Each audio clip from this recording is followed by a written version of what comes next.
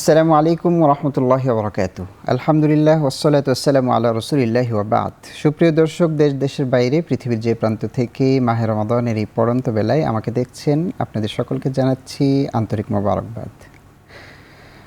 ফার্মফ্রেশ নিবেদিত সংযমের অর্থনীতি এখন টেলিভিশনের পর্দায় রমাদানের এই পড়ন্ত বেলায় আমাদের এই বিশেষ আয়োজনটি আমরা করে থাকি। আপনারা নিশ্চয়ই জানেন, আমাদের স্টুডিওতে একজন করে আমরা সম্মানিত অতিথি হিসেবে আমন্ত্রণ জানিয়ে থাকি। একই সাথে ভিডিও কলের মাধ্যমে আমাদের সাথে সংযুক্ত হন দেশ বা দেশের বাইরের একজন বিশিষ্ট অতিথি। আমরা পরিচয় করিয়ে দিব। আজকে শুরুতেই আমাদের স্টুডিওতে রয়েছেন স্ট্যান্ডার্ড ইসলামী ব্যাংকের সম্মানিত শরিয়া সুপারভাইজারি ডিভিশনের মুরাকিব মুফতি আমির হামজা সিরাজ। জি, আসসালামু আলাইকুম ওয়া রাহমাতুল্লাহি ওয়া বারাকাতুহু। ওয়ালাইকুম আসসালাম ওয়া রাহমাতুল্লাহ। মুহতারাম, আপনাকে স্বাগত জানাচ্ছি আমাদের স্টুডিওতে।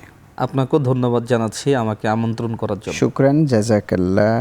আমাদের সাথে অনলাইনে যুক্ত হচ্ছেন চট্টগ্রাম থেকে মাওলানা মুহাম্মদুল্লাহ রিজওয়ান।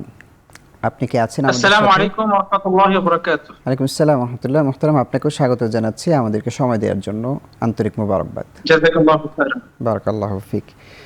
দর্শক, অর্থনীতি আমাদের জীবনের সকল সেক্টরের সাথে ওতপ্রোতভাবে জড়িত। অর্থনৈতিক সমৃদ্ধি আমাদের জীবনের সমৃদ্ধির সাথে জড়িত। এই পৃথিবীতে যারাই আজকে সভ্যতা বলেন, যারাই আজকে শক্তির দিক থেকে বলেন, সবার চেয়ে ছাড়িয়ে উপরে আছে আধুনিকতার ছোঁয়ায় বলেন, আমরা একটি মূল জিনিস ফাইন্ড আউট করতে পারি, সেটি হলো তারা অর্থনৈতিকভাবে সমৃদ্ধশালী। আপাতত দৃষ্টিতে আমরা এই আলোচনাটাই করব। আপাতত দৃষ্টিতে ইসলাম আমাদেরকে কী অর্থনীতি সাজেস্ট করে, এই বিষয়টির উপরে আমরা আজকে আলোচনা করার চেষ্টা করব। ইসলামী অর্থনীতির মূল ভিত্তি অন্যতম একটি, সেটি হলো যাকাত। আমরা আমাদের সম্মানিত অতিথির কাছে যাচ্ছি। মুফতি আমির হামজা সিরাজ, ইসলামী অর্থনীতির মূল শক্তিটি কি বা কি কি? আসলে যাকাত তো একটা মাধ্যম, জি, এটাই পূর্ণাঙ্গ ইসলামী অর্থব্যবস্থা না। মূল ভিত্তি শুধুমাত্র যাকাত না। মূল ভিত্তি শুধুমাত্র যাকাত না।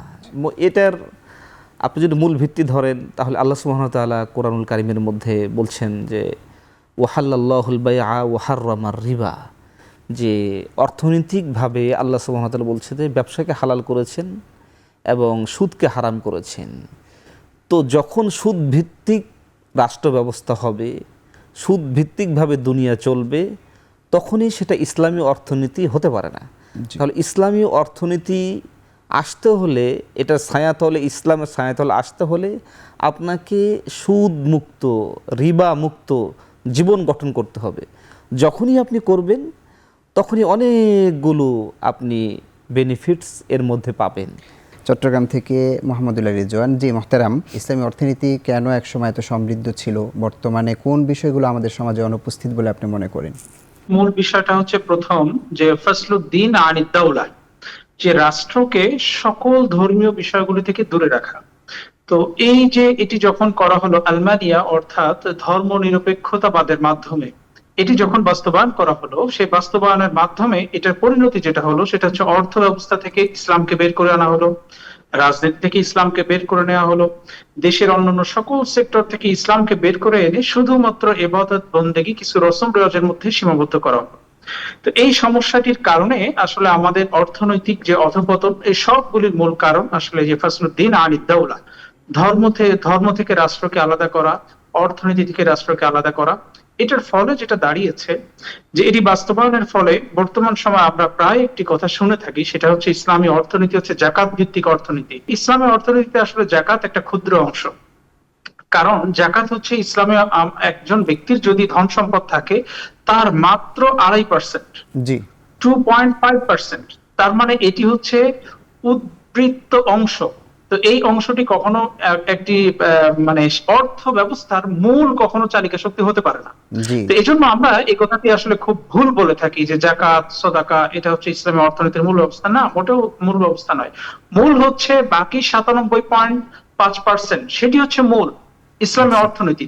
ইসলামী অর্থনীতির আলাদা সম্পূর্ণ রূপরেখা আছে, ইসলামী অর্থনীতি বাস্তবায়নের পদ্ধতি রয়েছে, ইত্যাদি বিষয়গুলি আসলে অনেক বিস্তারিত, অনেক বেশি বিষয়।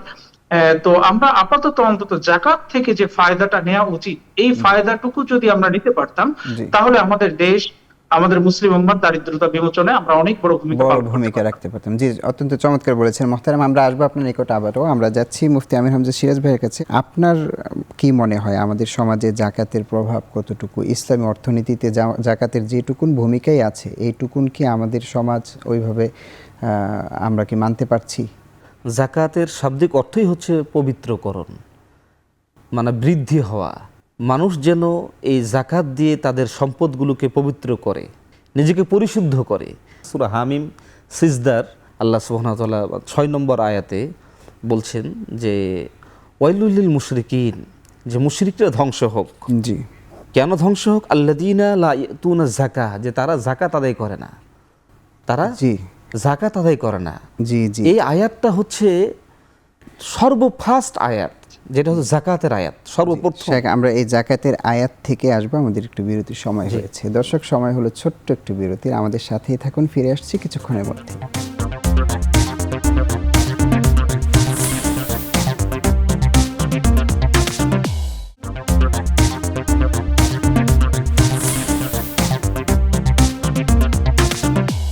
আল্লাহুম্মা সাল্লি ওয়া সাল্লিম ওয়া বারিক আলাইহি। দুরূদ সালামের মাধ্যমে স্বাগত জানাচ্ছি আরও একবার ফার্মফ্রেশ নিবেদিত সংযমের অর্থনীতি ইফতার পূর্ব এই বিশেষ আয়োজনটিতে আমাদের স্টুডিওতে রয়েছেন মুফতি আমির হামজা সিরাজ। আমরা বিরতির আগে জাকাত নিয়ে আপনার কাছে জাকাত নিয়ে আমরা আলোচনা করছিলাম। সূরা হামিম সিজদার জি 5 থেকে 6 নম্বর আয়াত।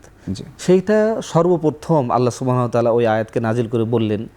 যখন এই আয়াতটা নাজিল হয় তখন আরবের মধ্যে অত্যাচার, জুলুম, নিপীড়ন এগুলো চলছিল।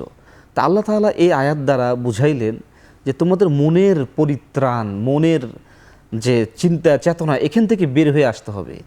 কিন্তু মুজাহিদ রহমতুল্লাহ আলাই উনি এই ব্যাখ্যার সাথে আরেকটা ব্যাখ্যা অ্যাড করেছেন যে জাকাত মানে এখানে তাদের যে সম্পদ আছে, জি এই সম্পদের জাকাতগুলো দেওয়ার কথা আল্লাহ সুবহানাহু ওয়া তাআলা বলেছেন। জি তারই প্রেক্ষিতে কোরআনুল কারিমে আল্লাহ সুবহানাহু ওয়া তাআলা জাকাত শব্দটা 70 বার এনেছেন। কেন? তার গুরুত্ব বোঝানোর জন্য। বিশেষ করে সালাতের কথা যতবার, হ্যাঁ, সালাতের কথা সালাত যতবার কায়েম এসেছে, করো যতবার এসেছে, ততবার জাকাতের সাথে এসেছে। জাকাতেরটা এটা 27 বার। আর তার সাথে আরেকটা শব্দ ইনফাক ফি সাবিলিল্লাহ, ইনফাক এবং সাদাকা, এইটা 3টা কন্ডিশন বা 3টা এসেছে জাকাতের পরে সাদাকা। আর সাদাকার সাথে সাথে এর সমর্থবোধক অর্থ বা জাকাতের সমর্থবোধক অর্থ ইনফাক, আল্লাহর রাস্তায় খরচ করা, এটাও এই অর্থে এসেছে। এখন এখান থেকে বোঝা গেল যে আল্লাহ সুবহানাহু ওয়া তাআলা যে জাকাতকে ফরজ করেছেন মুসলিম উম্মার জন্য। কেন ফরজ করেছেন? যেন মুসলিম উম্মা এ জাকাত দেওয়ার মাধ্যমে তাদের যে সম্পদ আছে, এই সম্পদটা যেন পবিত্র হয়। হাদিস শরীফের মধ্যে ইবনে ওমর রাদিয়াল্লাহু আনহু থেকে বর্ণিত যে হাদিসের মধ্যে বলা হচ্ছে যে বুনিয়াল ইসলামু আলা খামস শাহাদাতি আল্লাহ ইলাহা ইল্লাল্লাহ। আমরা সবাই জানি যে ইসলামের ভিত্তি হলো 5টি জিনিসের উপর। সেই 5টির মধ্যে 3য় নম্বর হলো জাকাত। যারা জাকাতকে অস্বীকার করে, জাকাতকে যারা পরিপূর্ণভাবে আদায় করে না, তারা ইসলামের স্তম্ভ খুঁটির মধ্যে থাকতে পারে না, পরিপূর্ণভাবে থাকতে পারে না। আর কেউ যদি জাকাত অস্বীকারই করে তাহলে তো সে মুসলিমই থাকবে না। জি তাহলে কোরআনের আয়াত, হাদিস এইগুলো সে অস্বীকার করছে। জি আপনি আপনার সম্পদ যতটুক জাকাত হচ্ছে, এতটুক সম্পদ যদি আপনি ভাগ করে হিসাব করে পরিপূর্ণভাবে যদি আপনি একটা মনে করেন 1 কোটি টাকার যতটুক সম্পদ আসলো, জাকাত আসলো, সেটুকু আর কি আর আমার না, যার উপরে জাকাত ফরজ হলো তার না, 2.5%। এটা আর এক ব্যক্তির হক। আমরা আরেকটু বিরতিতে যাব মহতারাম। বিরতি থেকে ফিরে ইনশাল্লাহ আপনাদের সাথে আবারও আসছি। দর্শক, আরেকটু ছোট্ট বিরতির সময় হলো, আমাদের সাথেই থাকুন, ফিরে আসছি একটু পর ইনশাল্লাহ।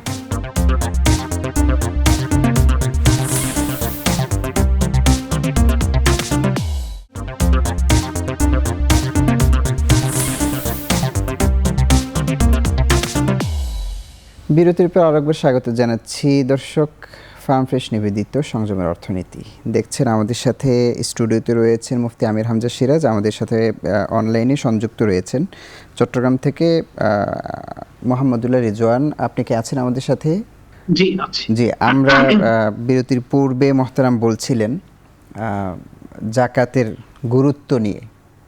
আমরা আপনার কাছেও শুনছিলাম যে ইসলামী অর্থনীতির বিষয়ে প্রধান জাকাত না হলেও আরও কিছু দিক রয়েছে। আমরা দুজনের কাছে আলোচনার একটা ভেরিয়েশন রাখতে চাই। আপনি আর কি কি দিক আছে বলে মনে করেন?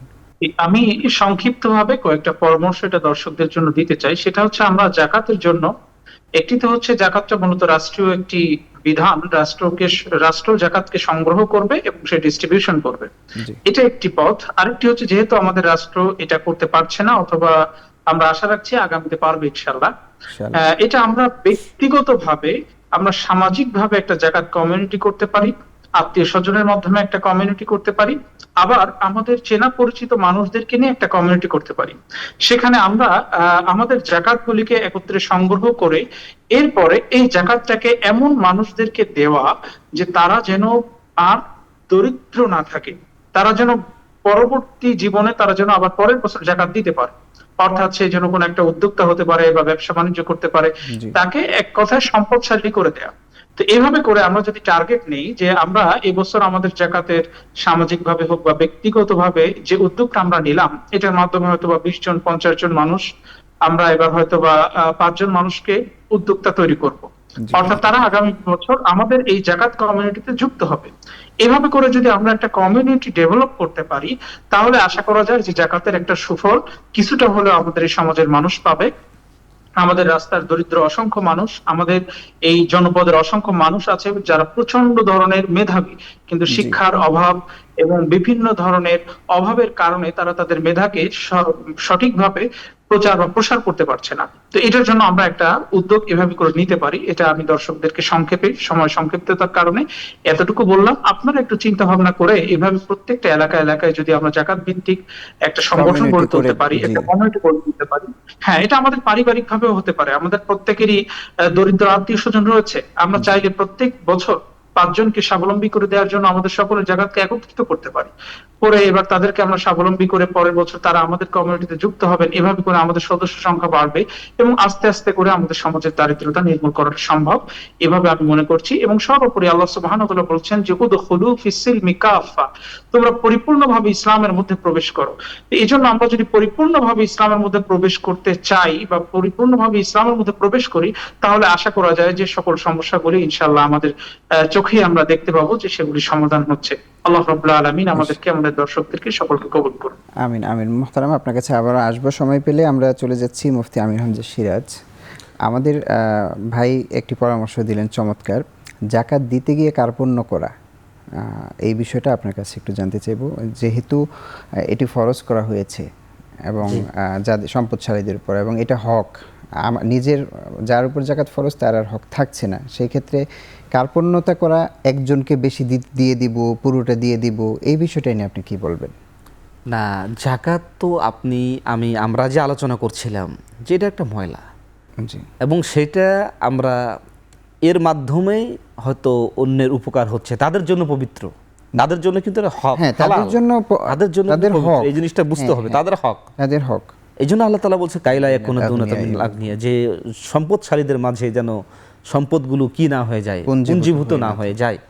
তাহলে এই জন্যই দেওয়া। আর কেউ যদি এরকম মনে করে, তাহলে আল্লাহ রসুলের যে হাদিস, কঠোরতার যে হাদিস, জি, যে তাদের এই সম্পদগুলো মানে কালো এক ধরনের সাপ হয়ে তাদের গলায় পেঁচিয়ে দেওয়া হবে, গলায় মানে এবং গালে দর্শন মানে করবে, দংশন করবে, তাহলে এই অবস্থায় তার এলেম থাকা দরকার। এবং কোরআনের আয়াতের মধ্যে, সূরা তাওবার মধ্যে হয়তো এই আছে যে তাদের এই যারা সম্পদ জমা করে কিন্তু সম্পদ যারা সুষম বন্টন বা জাকাত না আদায় করে, তাদের এই সম্পদগুলো মানে তামায় পরিণত হয়ে যাবে, এবং পরিণত হওয়ার পরে তাদের এর মাধ্যমে শিখ দেওয়া হবে, মানে এরকম শাস্তি দেওয়া হবে। অনেক ধন্যবাদ মুহতারাম। আসলে একেবারে সময় স্বল্পতার জন্য আজকে এর বিস্তারিত আলোচনায় যাওয়া যাচ্ছে না। আল্লাহ চাইলে সামনে কোনো দিন আপনাকে নিয়ে জাকাতের উপরে আরো বিস্তারিত আলোচনা শুনবো। শুকরান জাযাকাল্লাহ আমাদেরকে সময় দেওয়ার জন্য। জি, আপনাকে ধন্যবাদ। চট্টগ্রাম থেকে যিনি আছেন মোহাম্মদুল্লাহ রিজওয়ান, আপনার থেকেও বিদায় নিয়ে নিচ্ছি। ইনশাআল্লাহ আল্লাহ চাইলে সামনে কোনো পর্বে দর্শকদের আমরা আলোচনা উপহার দেব। শুকরান জাযাকাল্লাহ। শুকর। দর্শক, আপনাদের থেকেও বিদায় নিচ্ছি এই আহ্বান রেখে, জাকাত ইসলামী অর্থনীতির গুরুত্বপূর্ণ একটা পার্ট অবশ্যই। আমরা ভিন্নভাবে শুধু বলার চেষ্টা করেছি এটি একমাত্র না। আরও দিক আছে ইসলাম অর্থনীতির, এবং জাকাত দিতে যারা কার্পণ্য করে তারা যেন সচেতন হয়, এবং যে পরামর্শগুলো আসছে, যেই শাস্তির ভয়ের ব্যাপারগুলো কোরআনে আমাদেরকে দেখানো হয়েছে, কোরআন নাজিলের এই মাসে আসুন আমরা আল্লাহর বিধানগুলো মানার চেষ্টা করি, যাদের উপর জাকাত ফরজ, কমিউনিটি তৈরি করে আমরা যার প্রয়োজন একজনকে যেন স্বাবলম্বী করতে পারি। আল্লাহ তাআলা তৌফিক দান করুন। ইনশাআল্লাহ আগামী দিন একই সময় একই চ্যানেল হাজির হব। আল্লাহ তাআলা ততক্ষণ আমাদেরকে ভালো রাখুন। আসসালামু আলাইকুম ওয়া রাহমাতুল্লাহি ওয়া বারাকাতুহু।